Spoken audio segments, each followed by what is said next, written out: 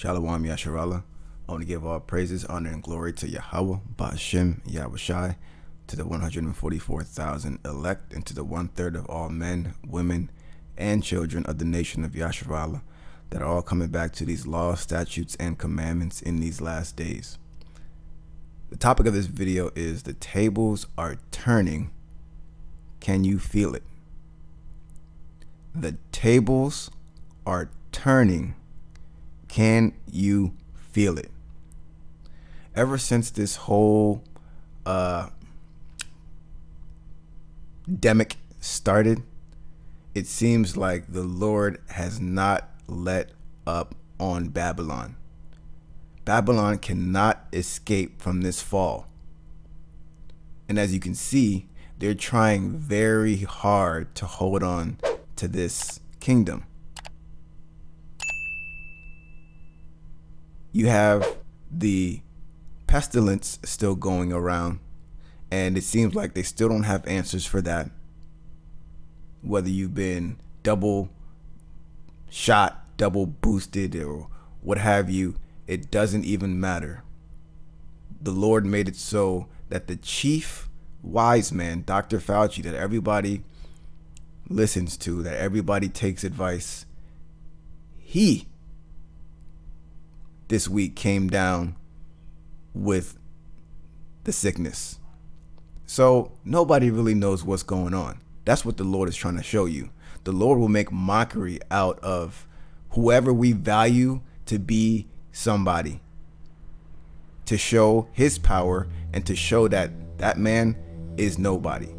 The only person that can deliver us from this is our Lord and Savior, Yahushai. So you have that going on. You got, and this is just like something that I noticed through the spirit. But I think it was like a few last month there was this big deal with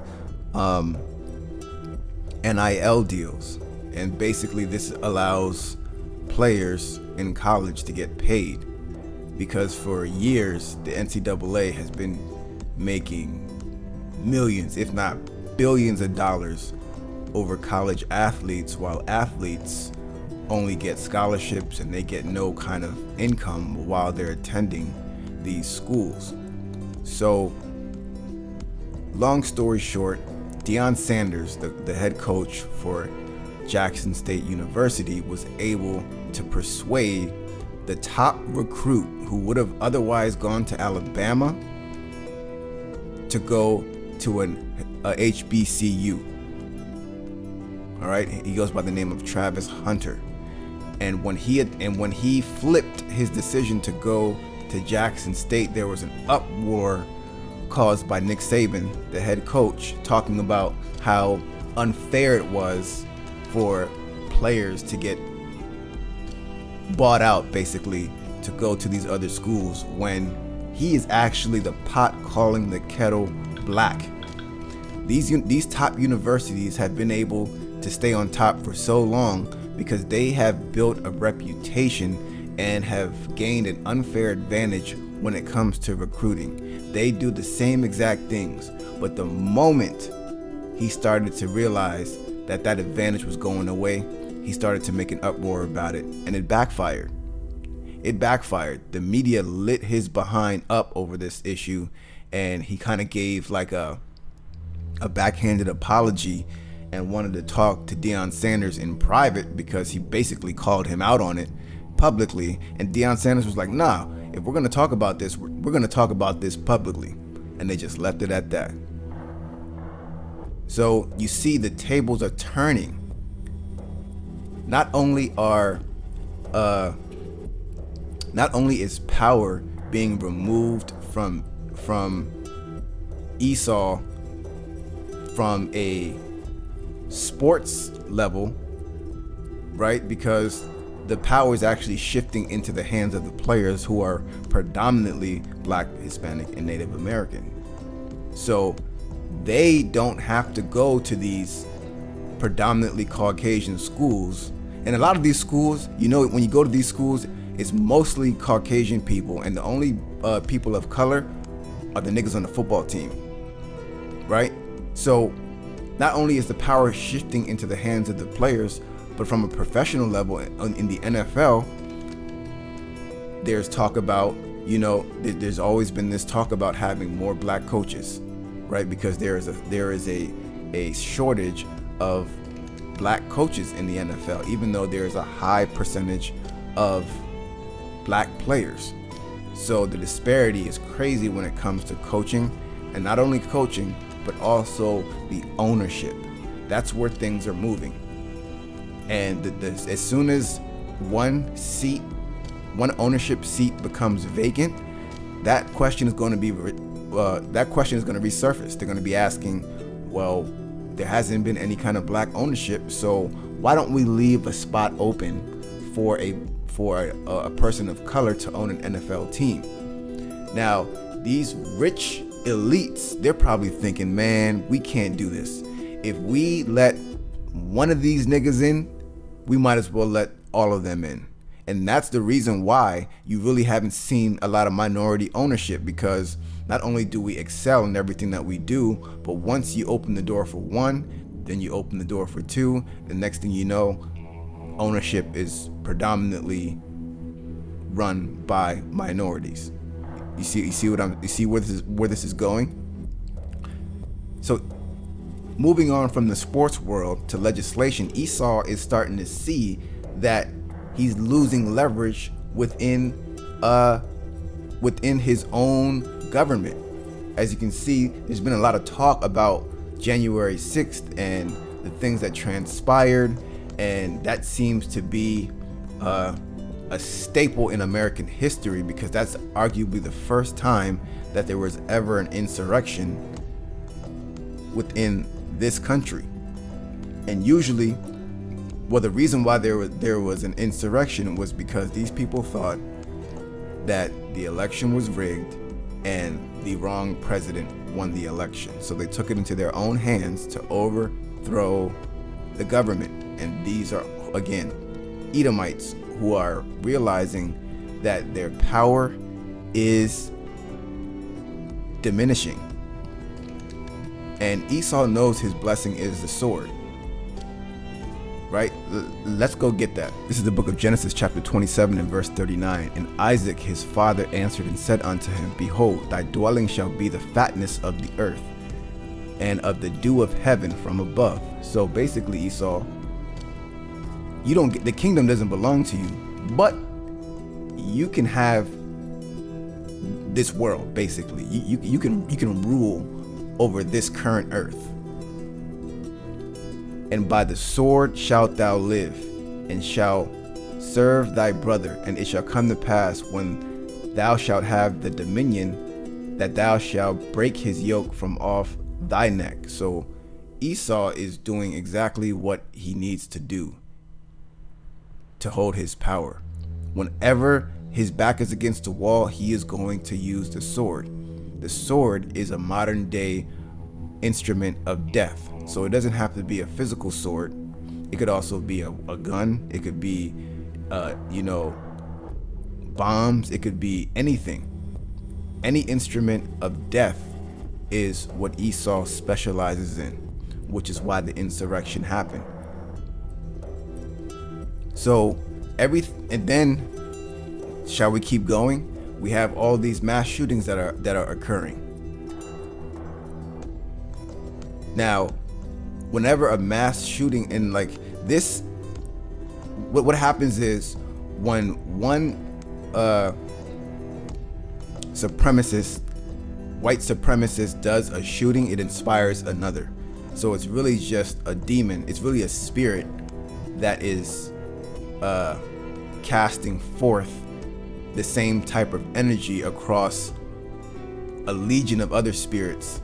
So one guy goes and shoots up a grocery store targeting black people, then that inspires some other foolish Edomite who had already had the thoughts in his mind, was already primed for white supremacy, already primed in shooting by his parents, because they usually learn how to shoot at a very young age. So by the time they're their minds are just at the level of maturity when they turn 18, they're ready to exercise the things that they were taught since they were born. So they know how to shoot, they hate black people, and when they see somebody like them that is committing that same act, they see that as an act of bravery. So they understand, and the reason why they are doing this is, again, on some level, they understand that this kingdom that they have lived deliciously in for over 500 years is coming to an end. And not only that, they hate to see when we get any kind of break, any kind of leeway, or any kind of legislation that helps us out. You know, it's almost like in order to help us out, they have to lose something. And that's the mindset that they have. And if they think that they can solve this by killing black people, then it's only going to make matters worse. All right. Top investigator warns U.S. economy is going to collapse. So they can see it in the numbers. You got inflation. You got gas prices, energy prices through the roof. The stock market dropped crazy last week. So the tables are turning even in the numbers. They're talking about doing something, raising federal interest rates to combat the inflation. Listen, you're not going to combat no inflation. This has happened before. And it's really tied to fiat money and printing dollars, and the effect it has when you are printing money that is backed by absolutely nothing. Meaning, like, there was a time where we were using treasury notes, and a treasury note represented a physical wealth like gold. So if you had a treasury note, there was some gold to account for it. But we've moved off that standard a long time ago to the oil standard. But then we said, forget it. Not we, but the wicked rulers of this earth realized, oh, well, we don't really necessarily have to have anything backing this money because we have the printer. So they just continue to print money without having anything to back it up. And when you do that for a long period of time, what happens is you create these bubbles within your economy that burst, which cause the inflation to happen. And really the only way to remedy a collapse from happening is first you have to let the collapse happen, and then you have to completely ditch that currency and move over into something digital, which they're setting up to do right now, right? Keep on going down. Biden forgets his mask, wanders from the podium, needs help getting off the stage. So they're having trouble keeping their own damn rules because they don't even know what's going on. He only wears his mask when he's on stage. So of course he's gonna forget. What is he, 90 years old? Of course he's gonna forget. So everything that they're doing is just making them look silly, and people are catching on. And this is why people are no longer going to consider what these people in power are saying. Let's get that in 2nd Ezra. This is the book of 2nd Ezra, chapter 15 and verse 16. For there shall be sedition among men, and invading one another, and they shall not regard their kings nor princes, and the course of their actions shall stand in their power. So you can kind of see that the world is shifting, well, especially Babylon, the world is shifting towards sedition amongst men. More and more people are going to start taking actions into their own hands because they're realizing that this whole thing, this whole structure that they have been under is a facade. This is not the land of milk and honey anymore. This is not, there's no American dream. People are going to wake up out of that dream and realize it's not a dream, it's a nightmare. And they're going to do what they need to do to survive. And the people who have wicked thoughts, the people who believe that the reason why things are going this way is because of minorities, guess what they're going to do? They're going to take actions into their own hands too. And this is why you need to come back to the Lord in these last days, so he can be your shield and your buckler. Let's get that, Salakia. Let's get that in Psalms 91. Let's start out on verse 3. Surely he shall deliver thee from the snare of the fowler and from the noisome pestilence. So that fowler is a predator, right? When that fowler has you in its snare, it is to devour you. And who is that fowler? It's Esau in this kingdom of Babylon, right? This kingdom is the fowler that seeks to devour the saints. And from the noisome pestilence, and we all know what that is. And there's going to be more. He shall cover thee with his feathers, and under his wings shalt thou trust. His truth shall be thy shield and buckler. So if you think that you're gonna like win this with weapons or the sword, something that's not your blessing, you're gonna be mistaken. Your best bet, if you are a child of God, is to keep his laws, statutes, and commandments, and let the angels do the work for you. That's the best you're gonna get. You know, you might have a makeshift defense system, and it's okay to have to protect your house.